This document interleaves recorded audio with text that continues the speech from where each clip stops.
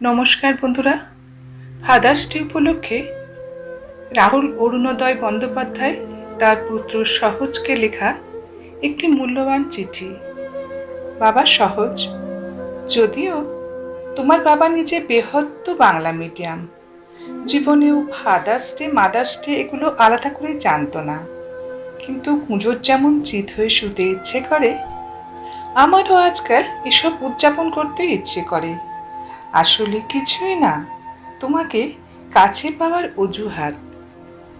জানো সহজ, আমি আর তোমার মা তখন থেকে বন্ধু যখন তোমার মায়ের বয়স 14 আর আমার বয়স 21 ছিল। সব ধারাবাহিকে আমরা ভাই বোন। যেহেতু ছোট, তাই অন্যদের ছেড়ে শেষে আমাদের শট নেওয়া হতো, আর আমরা দুজন সেটের কোনায় বসে বসে আড্ডা মেরে যেতাম। তোমার মা ছিল বেহালার একজন অ্যাকাউন্টস শিক্ষকের মেয়ে, আর আমি খুব সাধারণ এক সরকারি চাকুরের ছেলে। আমরা দুজন এই ইন্ডাস্ট্রির কিছুই জানতাম না, শুধু জানতাম মন দিয়ে অভিনয়টুকু করতে। তোমাকে এই গল্প কেন বলছি জানো? যদি কখনো তুমি আমাদের ইন্ডাস্ট্রিতে কাজ করো, তাহলে তুমি জানবে তুমি প্রিভিলেজড।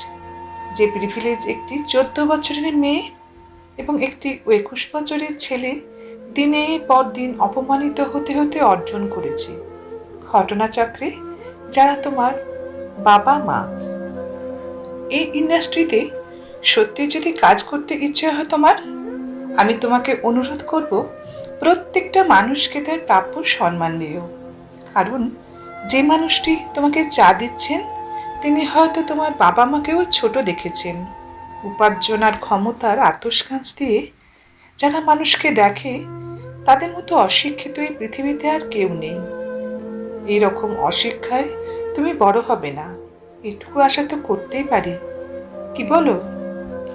জানো সহজ, যেদিন আমরা প্রথম খবর পাই তুমি আমাদের জীবনে আসছো, আমরা আনন্দে পাগল হয়ে গিয়েছিলাম।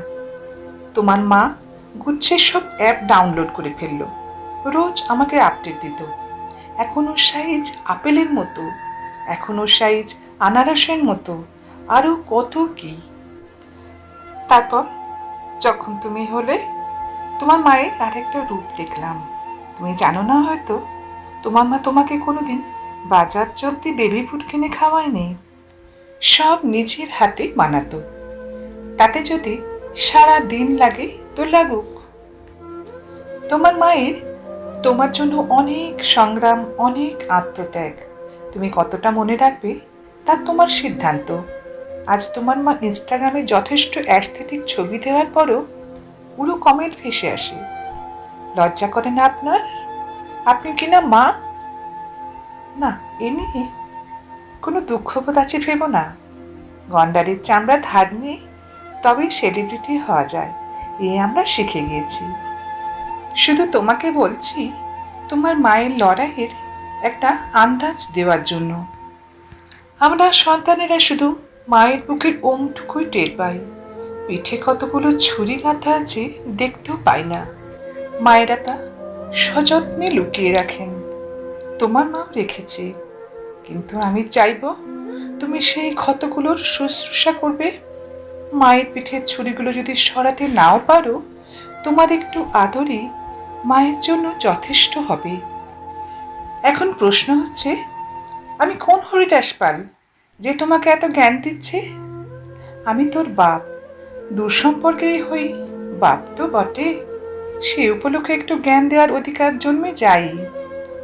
আমি তোমাকে আমার ভাগের সব কটা নদী, পাহাড়, জঙ্গল উত্তরাধিকার সূত্রে দিয়ে যাচ্ছি। বইমেলার ধুলো, কলেজ স্ট্রিটের ফুটপাথগুলোকেও পৈতৃক সম্পত্তি ভাবতে পারো এরপর থেকে। আরে হ্যাঁ, তোমাকে দিয়ে দিলাম আমার একটা প্রচণ্ড অহংকারের জিনিস, আমার ভাষা বাংলা। হ্যাঁ, বাংলা ভাষা। আর শুধু সেই বাংলা ভাষা নয় যেটা আমরা দক্ষিণ কলকাতায় বলি।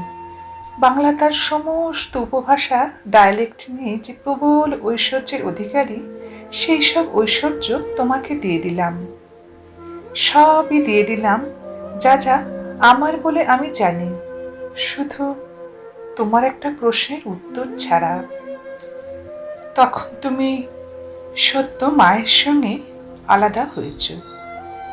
প্রায় 1 বছর পর তুমি আমাদের বেডরুমে ঢুকে এদিক ওদিক দেখে আমাকে প্রশ্ন করেছিলে, আমি এই ঘরে থাকতাম না বাবা? আমি উত্তর দিয়েছিলাম, হ্যাঁ। তুমি প্রশ্ন করেছিলে, তারপর কি হলো, এখন আর থাকি না কেন? বিশ্বাস করো, সেই প্রশ্নের উত্তর সেদিনও ছিল না, আজও নেই। ক্ষমা করো।